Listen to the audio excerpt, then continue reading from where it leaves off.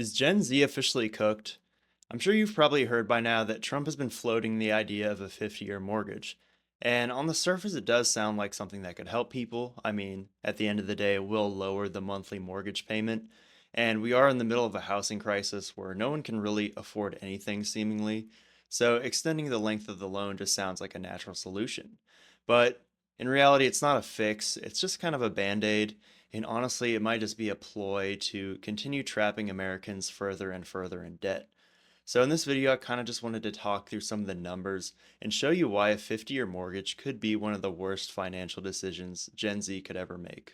Now, most of Gen Z has already mentally checked out from the whole homeownership dream because let's be real, the money we're making compared to what houses cost now is never going to cut it. And even if you could really afford a home, you'd probably be so house poor that you'd just be sitting on the floor eating ramen without any furniture because that's all you can really afford just to stay afloat. And this is where the idea of the 50-year mortgage comes in, because a standard 30-year mortgage is just getting way too expensive. So the idea becomes, well, we can just extend the loan and make it look more affordable every month. But the catch is that while your monthly payment does go down, it's pretty minimal, like a couple $100, and the tiny savings you get each month come at a massive long-term debt hit. You're basically signing up for repayment mode until the day you die, and you don't really get any long-term reward for it either. I mean, the average home buyer in 2025 is 40 years old. So on that 50-year plan, you'd be 90 by the time you actually own the home. Meanwhile, the average American dies at 79 years old. So you wouldn't really become a homeowner. You would just be a lifelong subscriber to your mortgage and to the bank. And that just creates a whole new problem because in the past, I mean, you buy a home and then that's something that you can pass down to your future generations and something your children can have. But now you're not passing down assets, you're passing down obligations. So instead of generational wealth, the 50-year mortgage just sets you up to pass down generational debt. So I wanted to run through an example of what this looks like just to show you how crazy it is. So let's say you have a couple that's in their mid 30s and they're living in the Washington, D.C. area. And together their total income is around $150,000 a year. And they're doing everything right. They save their money, they work hard. Overall, they're responsible adults. And this is exactly the type of couple you would expect could reasonably afford a home. But the median home price in DC is about $595,000. Now let's assume they put down 20%, which is around $119,000. And keep in mind, this is already double the average down payment. I'm just using this as an example to not have to deal with the PMI percentage. But we'll go with the 30-year interest rate, which the average right now is 6.7%. We're going to ignore taxes and insurance for simplicity. And with all that, the average monthly payment would be around $3,071. Now, over 30 years, you would end up paying $630,000 in interest, which is already pretty insane because that's more than the original cost of the house itself. But let's stretch it to a 50-year mortgage and see what happens. So since the 50-year mortgage is a longer term loan, it's going to be riskier for the lenders and they're going to bump up the interest rate. So we're going to go with 7.2% now. So on this loan, you have a monthly payment of $2,937. So it sounds nice. I mean, you shave off a couple $100, but here's the thing. Over 50 years, you pay almost $1.3 million in interest.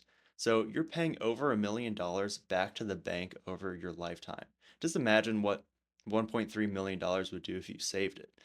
And if your rate didn't increase and we just kept it at 6.7%, you'd still be paying around 1.2 million in interest.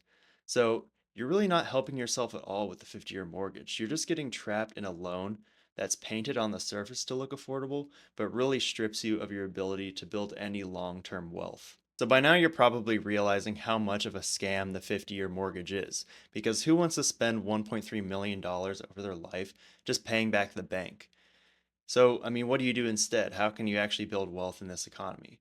Well, let's say that couple goes back and they just decide to rent instead of getting the home. And they're getting a place that's not super luxurious, but it's comfortable, and it's around $2,000 a month. Now, compared to the 50-year mortgage, they're going to be saving around $750 every month. Now, let's imagine they take that $750 and they invest it every single month into a low-cost S&P 500 index fund, earning a realistic 7% per year after inflation. If they did that consistently for 50 years, they'd end up with over 4 million in their investment account. And people will say, okay, yeah, you have $4 million, but you just rented your whole life and you never owned a home. And that is true, but the thing is that the S&P doesn't break, it doesn't flood or need new roof. You don't have to pay property taxes, and you don't have to call someone to get the HVAC out and fixed during the hot summer day. It just quietly compounds while you live your life, and you can automate it and forget about it. Now, it might not be a house, but it is wealth, and you're building it a lot faster than a 50-year mortgage ever would. So I guess by now you're probably asking yourself, is it even worth it for Gen Z to try and buy a home at all?